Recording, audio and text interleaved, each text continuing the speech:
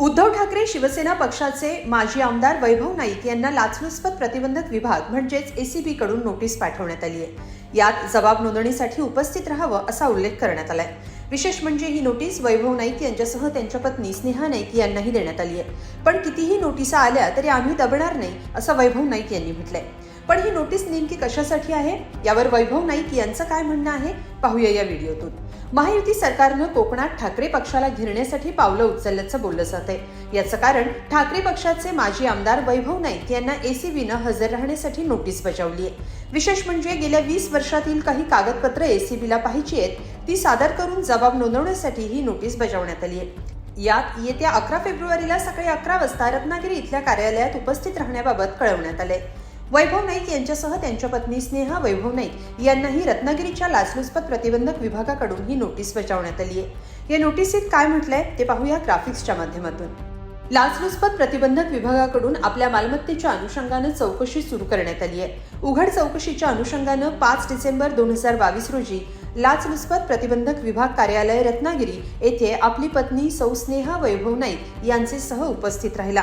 परंतु लोकप्रतिनिधी कालावधीतील आपली मालमत्ता, उत्पन्न व खर्च याबाबत परिपूर्ण माहिती यावेळी उपलब्ध नसल्याने सदर माहिती आपण मागाहून सादर करणार असल्याबाबत समक्ष सांगितल्याने तसा त्यावेळी प्राथमिक स्वरूपात आपला जबाब नोंदवण्यात आला। त्यानंतर चौकशीच्या अनुषंगानं मत्ता व दायित्वाचे 1 ते 6 फॉर्म मधील माहिती व आवश्यक कागदपत्रांसह अनुक्रमे दिनांक 3 जानेवारी 2023 रोजी आणि दिनांक 28 जून 2023 रोजी उपस्थित राहण्याबाबत आपणास या कार्यालयाकडून कळवण्यात आले होते। मात्र आपण उपस्थित न राहता दिनांक 28 जून 2023 रोजी आपले अकाउंटंट अमोल केरकर हे उपस्थित राहिले।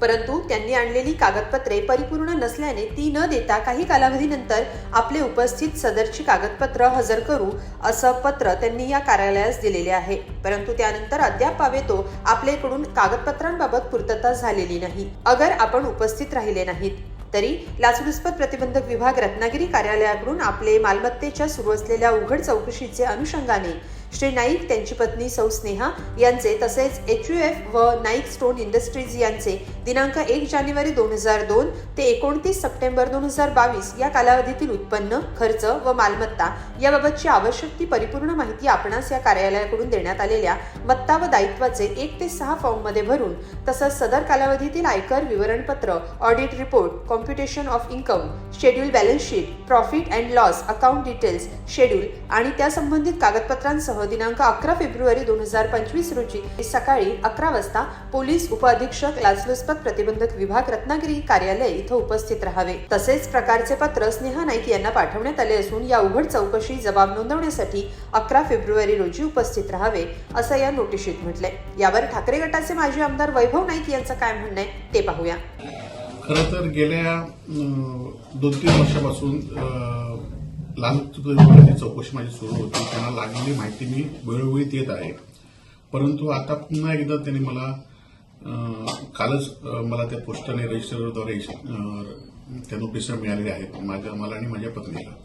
आम्ही जो हिशोब दिला होता किंवा आम्ही जे विवरण दिलं होतं ते खरं तर गेल्या 20 वर्षात जे आमच्याकडे ते दिलेलं आहे। परंतु पुन्हा त्यांना 20 वर्षापूर्वी जे काही कागदपत्र पाहिजे असं त्यांनी त्या पत्राद्वारे मागणी केलेली आहे। खरं तर आम्ही जी आमची प्रॉपर्टी होती, जे आमचं इन्कम होतं ते सगळं दाखवण्याचा प्रयत्न जे होतं ते खरंच 100% आम्ही पूर्णपणे दाखवलेलं आहे।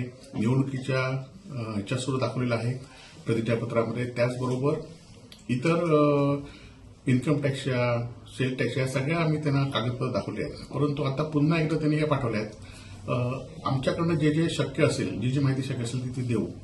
परंतु 20 वर्षामध्ये आज कुठला खरं तर 20 वर्षांपासूनचे कागद किती जणांकडे उपलब्ध असतील ही पण माहिती या ठिकाणी खरोखर घेणं गरजेचं आहे। परंतु असून दे, जे काय कागद असतील ते आम्ही त्यांना पूर्णपणे देऊ। नाही, खरं तर आता निवडणुका झाल्या तरी पण त्यांना आता राजकीय दबाव आणायचा असेल तर ते आणू शकतात। आम्ही लोकांच्या दरबारात सुद्धा गेलो होतो, तिथे पण ह्या भूमिका आम्ही सांगितलेल्या आहेत लोकांकडे आणि पुन्हा एकदा आम्ही त्यांना योग्य पाहिजे असेल ती माहिती त्यांना देऊ। परंतु दबाव किती आला तरी चुकीच्या पद्धतीने आम्ही दमणार नाही एवढं मात्र निश्चित आहे। नाही, असं काय ऑफर किंवा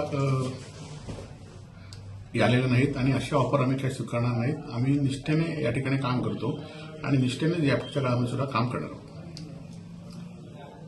नाही, हे आपणच बोलतोय म्हणून ठीक आहे की ज्यांनी सत्ताधारी पक्षामध्ये प्रवेश केला की त्यांना नोटिसा थांबतात, परंतु आम्ही ज्या पद्धतीने ह्या दबाव किंवा नोटीस येऊन आम्ही काय कुठे जाणार नाही.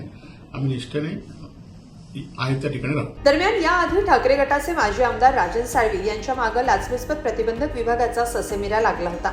आता वैभव नाईक यांना पुन्हा एकदा लाचलुचपत प्रतिबंधक विभागाने नोटीस पाठवली आहे. दरम्यान वैभव नाईक चौकशीसाठी उपस्थित राहतात का याकडे सर्वांचंच लक्ष लागलंय की इतर काही आमदारांप्रमाणे वैभव नाईकही पक्ष सोडून भाजपमध्ये प्रवेश करणार का, अशीही चर्चा सुरू झाली आहे. यामुळे ठाकरेंना कोंडीत पकडण्यासाठी महायुती प्रयत्न करतीये का, असाही सवाल उपस्थित होतोय.